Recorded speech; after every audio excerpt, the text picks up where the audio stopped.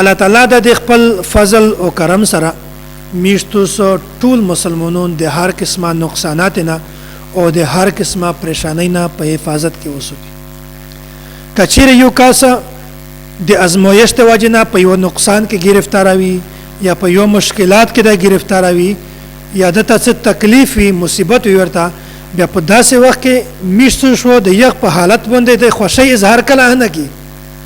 بلکې په داسې وخت کې میشتو ست په چار دو چې د دغه کس سره میج د همدردی اظهار وکړي د همدردی اظهار په هر طریقه باندې شي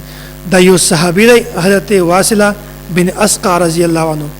دا فرمایي چې رسول الله صلی الله علیه وسلم دا فرمایلی دي چې لا تظهر الشماتة لاخيك فيرحمه الله ويبتليك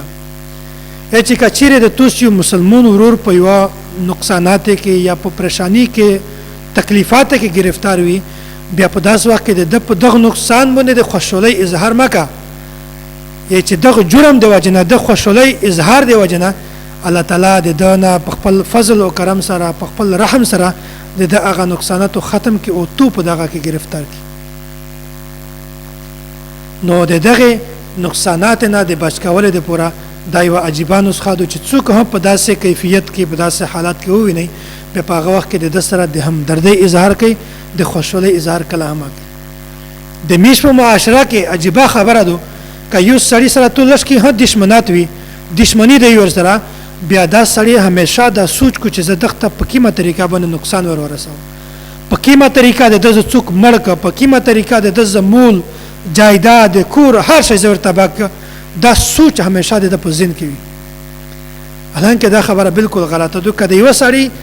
خپل دمر طاقت نه وي چې هغه یخت نقصان ورسوي بیا کچیر درام کا سه دغه نقصان ورسوي دای بیا په دونه خوشحاليږي چې شدا چې دغه نقصان ورسده شدا چې د تباشه شدا چې د مول زیاشه شدا چې دغه نقصان ورسده ځکه چې دغه سره لایق وو دغه خبره سره جوړیږي چې د نقصان ورسده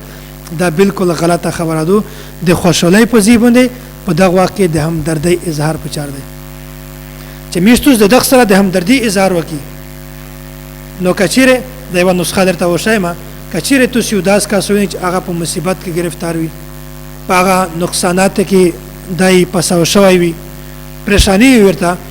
په غلط حالات کې وي نه بیا په داس وخت کې تو په چار دو چې دغه داو خمخوي داود الحمدلله الذي عافاني مما ابتلاك به وفضلني على كثير ممن خلق تفضيلا بيو الله تعالی تو سه دغه پریشانای نه او دغه مصیبت نه داسې تکلیفات نه الله تعالی په حفاظت کې